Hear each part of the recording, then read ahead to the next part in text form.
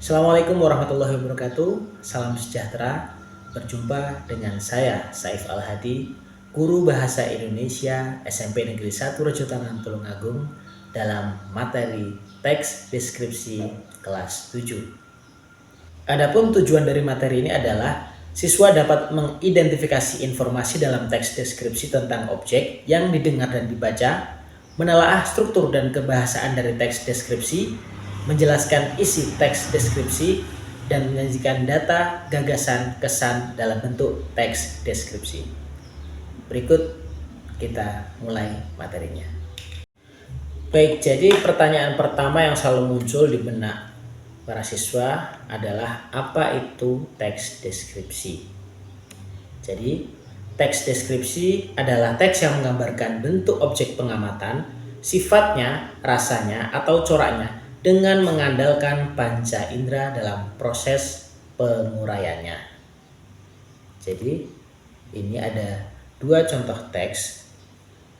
Silakan diperhatikan dan dibaca kira-kira manakah teks yang menggambarkan.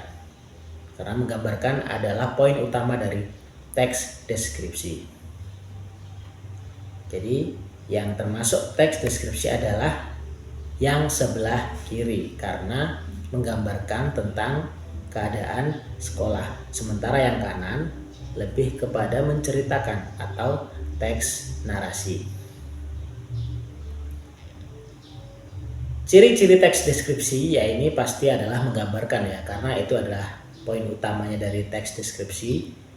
Kemudian juga penggambarannya itu melibatkan kesan indera sehingga membuat pembaca ikut merasakan sendiri atau mengalaminya. Jadi ini beberapa contoh kalimat yang seolah melibatkan panca indera seperti penciuman. Aroma keringatnya membuatku merasa mual, ataupun melihat sungai yang sangat bersih dan airnya jernih. Yang seolah mendengar bel sekolah berbunyi membuat para siswa berlarian ke kelas. Kemudian yang seolah mengecap, rasa masakan ibu benar-benar nikmat, membuatku selalu merasa lapar. Dan yang seolah merasa hembusan angin benar-benar terasa dingin, menembus hingga ke tulang.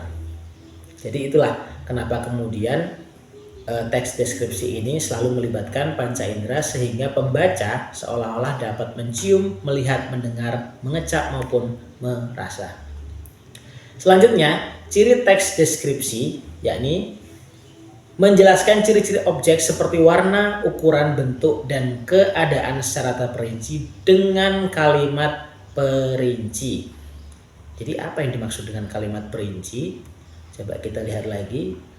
Teks yang awal tadi, kira-kira apa dan mana yang dimaksud dengan teks perinci?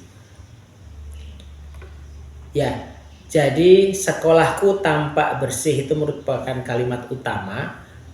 Kemudian yang selanjutnya, itulah yang dimaksud dengan kalimat perinci. Mengapa? Karena kalimat selanjutnya menjelaskan tentang halaman, yang mana halaman ini masih menjelaskan bagian dari sekolah. Begitu juga dengan pohon beringin yang lebat. Kemudian ruang kelas dan lantai-lantai ini semuanya masih menjadi penjelas dari sekolah yang tampak bersih itu. Nah, kalimat utama sendiri tidak selalu harus di depan, ada juga yang di belakang.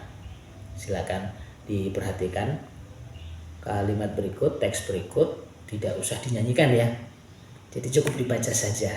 Nah, ada yang mungkin menyanyikan badannya besar, tangannya kecil, bukan.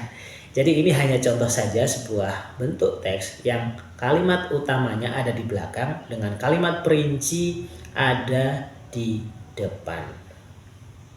Baik, kita kembali ke ciri teks deskripsi, yakni salah satunya terdapat majas. Apa itu majas? Jadi majas itu adalah bahasa kias atau yang tidak bermakna sesungguhnya. Dan jenis majas itu ada banyak. Nanti silakan bisa dilihat di buku pendamping halaman 13 lebih rincinya. Ini hanya beberapa contoh secara umum saja. Jadi seperti contohnya, kepala sakit serasa mau pecah. Padahal Jika kepala seseorang pecah itu kan tentu dia sudah tidak hidup lagi. Jadi memang bukan makna sesungguhnya. Contoh lainnya juga adalah pepohonan bergoyang menari diterpa angin. Jika pohon benar-benar bisa bergoyang, tentu kan semuanya akan takut berlarian. Jadi ini memang bukan makna sesungguhnya. Itulah yang kemudian disebut majas. Setelah kita membahas ciri-ciri dari teks deskripsi, kita lanjut pada struktur teks deskripsi.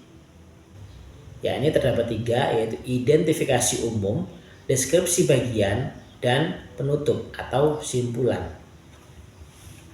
Identifikasi ini biasanya menyebutkan nama objek, lokasi, gambaran umum, dan objek. Kemudian, deskripsi bagian biasanya memperinci bagian-bagian dari objek yang dibahas akan dirinci di sini.